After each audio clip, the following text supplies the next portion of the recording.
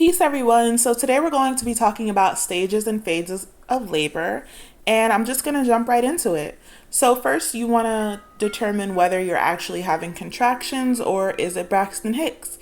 If this is your first child or your first time being able to experience labor, then you definitely want to make sure that you're indeed actually in labor.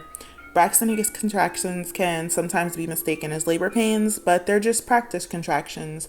And there are some ways that you can actually tell the difference between them and true contractions. So, before calling your partner, midwife, doula, or going to the hospital, here's a few things that you can do to check first. Try to eat or drink something, take a warm shower or bath, or even change your positions. If doing any of these things stops the contractions or pains, then you're most likely experiencing Braxton Hicks. Another way to identify Braxton Hicks is by the intensity of the pains. If they are feeling weak and staying the same intensity, or they're really irregular and not getting closer together, then these are Braxton Hicks contractions. True contractions will continue no matter what you do. If you move around, eat, take a shower or bath, and then they'll actually start establishing a pattern and getting stronger. Okay, so now that we've established that you are indeed in labor, this is considered the first stage of labor, early labor, and it's generally the longest stage for mothers. You should be experiencing contractions about 5 to 7 minutes apart for about 30 seconds long. At this point, the contractions are mild and you're still able to walk around and talk just fine. During this early stage of labor, your cervix will begin to dilate at least up to 4 centimeters. And there's no set time for your cervix to dilate up to the 4 centimeters, since early labor can take anywhere from 8 to 12 hours. Your contractions can start out irregular and then they will eventually start forming some sort of pattern. Some of the other things that you may experience during early labor are back pains, pressure and tightening in your pelvis, and for some women, their water may even break. During this stage of labor, the best thing you can do is rest. You have a long journey ahead of you before you meet your baby, and if you can, get as much rest as possible. But if you're too anxious and you can't find any rest, you can try walking around, eating, watching TV, and just taking it easy. So, once your cervix has dilated up to 4 centimeters, you are now considered to be in active labor. Once active labor begins, you can expect your contractions to gradually become more intense and closer together. Your contractions are now around 3 to 5 minutes apart and lasting about 1 minute. So there's a saying that we actually have during active labor. It's called the 5-1-1 rule. This basically means that your contractions are 5 minutes apart, lasting for 1 minute, and at least for 1 hour. Once you're in active labor, you may find it harder to walk or even talk during those contractions. This is also a good indicator that it's time to start heading to the hospital or birthing center if you're not having a home birth. The things that you can do during active labor is walking, changing your positions, and start practicing those breathing techniques. During active labor, you can expect your cervix to dilate up to 7 centimeters. And if you have a doula or support person helping, then this is also a great time for them to start doing those positions that you may have worked on, such as squatting, swaying, rocking, using a birth ball, and counter pressure and also massaging. Once your cervix is 8 to 10 centimeters dilated, you've officially reached the transition stage, and this is the shortest portion of your labor and delivery. Your contractions should now be about 2 to 3 minutes apart and lasting for 90 seconds. The transition stage, even though it is the shortest, it is the hardest portion of labor.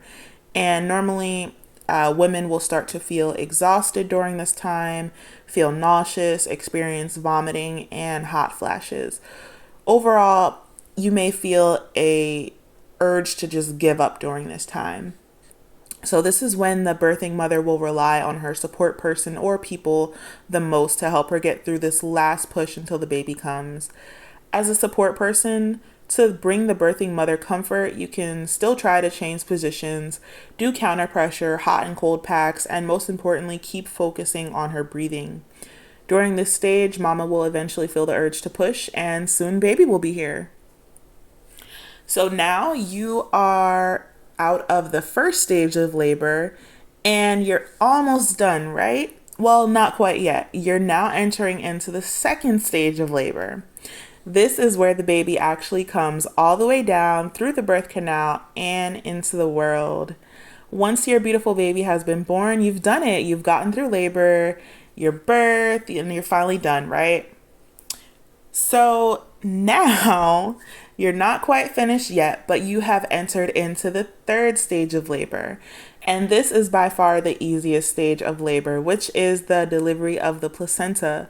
So the birthing mother may still feel some contractions at this time, but nothing like before the baby was born. These contractions are to help the placenta and all of the afterbirth come out. The placenta, it can come out naturally on its own, usually within an hour after giving birth, and generally, it does come out sooner if the mother is doing skin to skin and begins to breastfeed. So, the birthing mother may still feel some discomfort before the placenta is born, but she'll definitely have a great sense of relief once it comes out. So, now you got baby here, the afterbirth has come out, and you're just about done, right? Nope. You have now entered into the fourth and last stage of labor, and this is known as the recovery stage. This stage is definitely just as important as all the other stages of labors and should be treated as such. During this stage, the birthing mother's uterus is still contracting to return back to its pre pregnancy size. So the contractions do not stop right away once the placenta is born, but mama, you'll be feeling those contractions for about a few weeks after giving birth until your uterus has returned to its pre pregnancy size. Most women do feel the contractions most when breastfeeding due to the releasing of hormones while feeding. But the good part is that if you're breastfeeding, that it'll help your uterus contract faster as opposed to not breastfeeding. So while you're in the recovery stage, the new mother should be focusing on just a few things, and that's her new baby and recovery. Having a strong support system does not stop once the baby is born. The new mother is definitely going to need her rest to regain her strength, so having someone to handle everything else like meals, chores, and whatever else she may need is essential during this time. The mother should be eating nutritious meals and getting enough hydration and rest while recovering. Ultimately, labor is an overall exciting time, and there's a lot going on during this period. The main thing to remember is to stay calm and relaxed and let your body do what it needs to do to bring baby earthside safely. The best way to prepare for labor is to arm yourself with knowledge on it and all things associated with labor and birth. So I hope that this video helped give you a bit of insight on the labor stage, and thank you for watching. Until next time, peace.